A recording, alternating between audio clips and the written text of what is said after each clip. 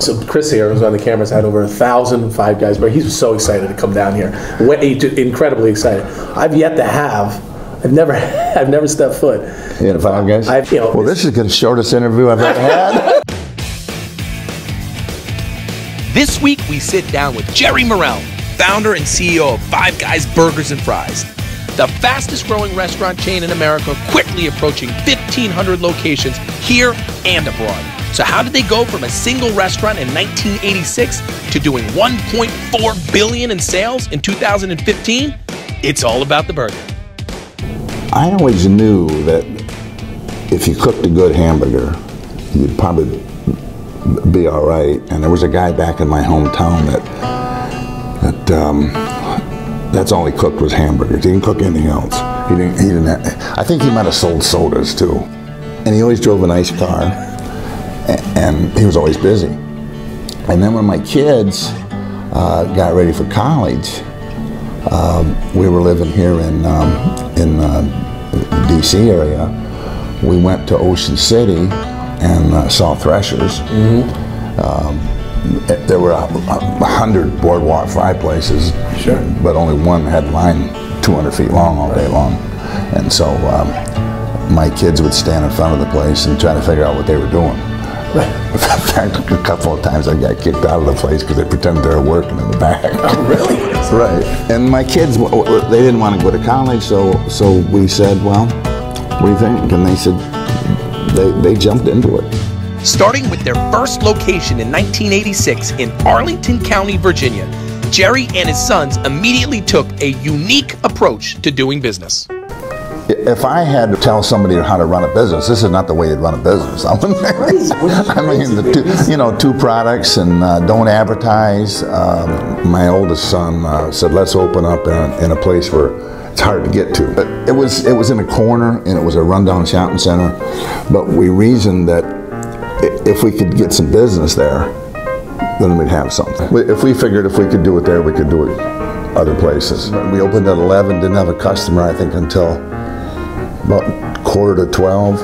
Are you going? We didn't put up any grand openings or nothing. So at 12 o'clock, somebody came in and bought a hamburger, and by 12:30 we were packed.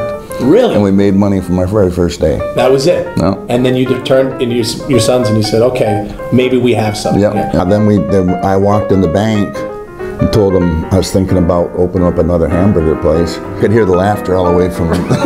They were like, was this guy out of his mind? Yeah, right. But they said yes. They believed. No, they did not. They did not say it. They just kept laughing.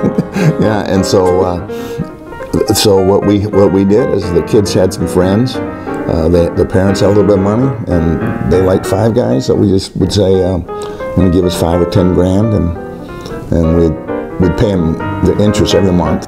Once they were up and running, Jerry's non-conforming approach to running Five Guys was encapsulated by his refusal to bend his business methods for anyone.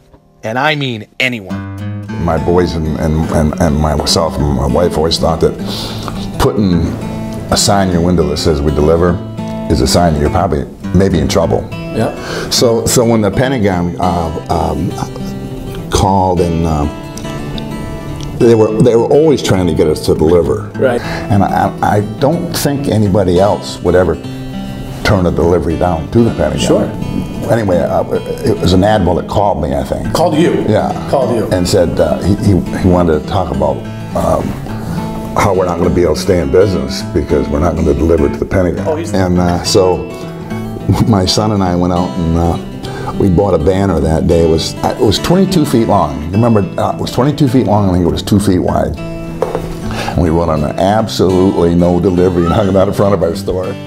The amazing growth of Five Guys over the last decade can be attributed to the decision to offer franchise opportunities to outsiders, something many entrepreneurs strive for, yet something Jerry Murrell thought would never work for his business model. I mean, did you ever foresee, I mean, I'd say, I can't imagine you did, but you ever foresee where you guys are at today? I mean, and where you guys are going in the future? I mean, did you have this grand vision? Or what was the vision? Well, for one thing, I never wanted a franchise. And my kids saw that we couldn't really expand like we wanted to. Without doing it. Without doing it. And man, they brought me kicking and screaming into that one. We've never advertised for franchisee. We don't go looking for people. Because who in the hell is going to go out and advertise for franchisees when you got 2 things on your menu? Yeah, right, that's true. Our sales talk to a franchisee is almost like we're trying to get rid of them. The Middle East. Expansion into the Middle East. Same way. No, the same way. These guys started to come over here and talking to us, and then finally convinced us to get on an airplane and go over there and look at it. Did you go? Oh yeah, we're in the Middle East. We're in Kuwait. We're in Dubai, Qatar. Yeah. What's next? What's the future of Five Guys? I mean, look. I mean, you never saw this 31 years ago. I mean, just like most people. I mean, what? I think the future of Five Guys is probably what everybody here in the company wants. If everybody wants to keep going, we're going.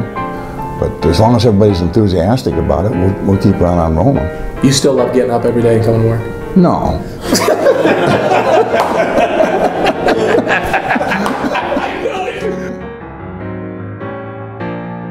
Jerry, it's so good meeting you, man. Really, really good meeting you. I love it. Thanks for the time. Thanks for. What is this for?